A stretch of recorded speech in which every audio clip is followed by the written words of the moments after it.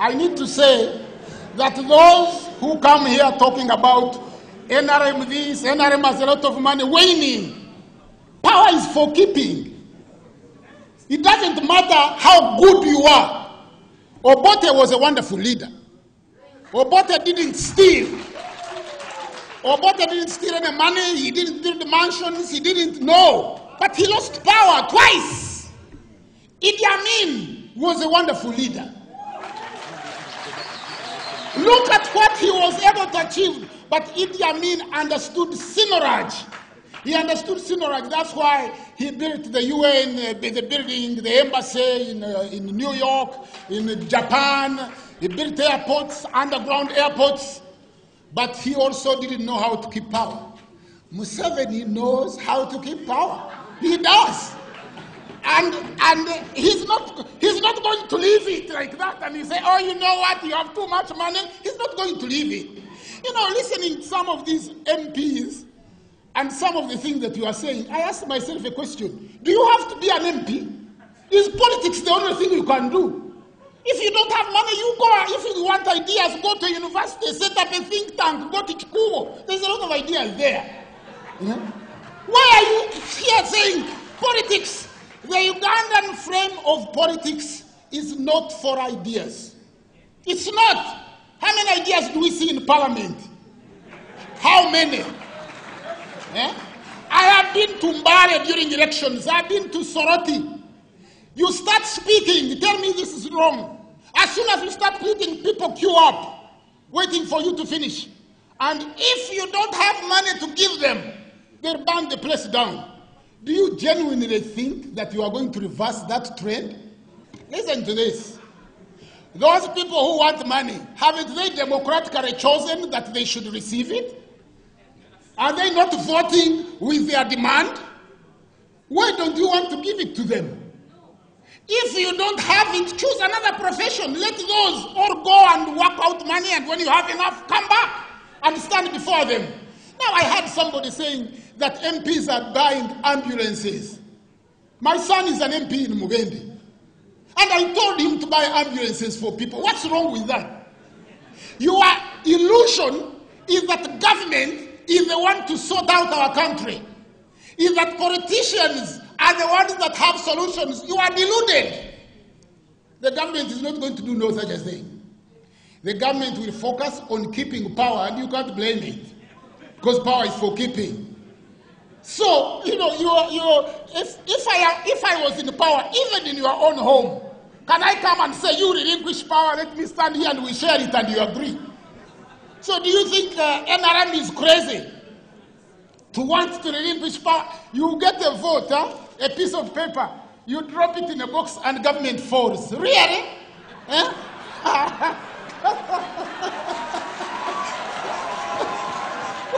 That is delusional. You know, my brother Mugisha Muntu, you might not know, you are a brilliant, brother Mugisha Muntu, you are a brilliant politician. You are intelligent, you are humble, you are strong, but look at how they have fought you in FDC. Yeah? Why don't you talk about that? If you can't have cohesion in the own party that you started, how was this power achieved in 1986? How many people voted for Museveni to come to power? It was achieved like this. You are busy swinging. But now, how do you want it to be given out? So, it is true that we should go to areas and sensitize people, and I wish you good luck. But I would like to be there when you are really making a presentation telling citizens in these villages who hardly have money to buy posho and saying, we won't give you money anymore. You have to vote for us on account of ideas. What a joke you are thinking. What a joke. Okay. Now, there's a brother who mentioned that I talk about whites. What is whites? Who are the whites? There are no people called white. I talked about the Anglo-American Empire. Most white people are in the same boat as us. America has over 26 million poor people. Some of them live in tents. And those of you who talk about corruption, I think you are giving Africa fake news, a bad name. Let me give you corruption. In 2008, when the global economy collapsed, how was it achieved? With subprime mortgages. Getting a building like this and giving you a mortgage where you pay $100 a month so you can walk away. And getting these mortgages and student loans, putting them together and creating a collateralized debt obligation. Then getting these rating companies, the so-called Standard & Poor's, Moody's, which come and rate us and everybody quotes it in the newspaper, useless organizations. And they rated these CDOs, they gave them AAA rating, the same as government bonds. Then they got AIG to ensure and sell it to external investors. How much money was lost globally in every economy created by these so-called thieves and robbers who stole a whole country? How was America achieved? They stole the country from the dark-skinned Native Americans. The Rapahos, the Arawak, the Namahoe, the Grunchi, the Tiano, the Tokoma Sioux. They killed them all. And then you stand here now to give us an example of democracy.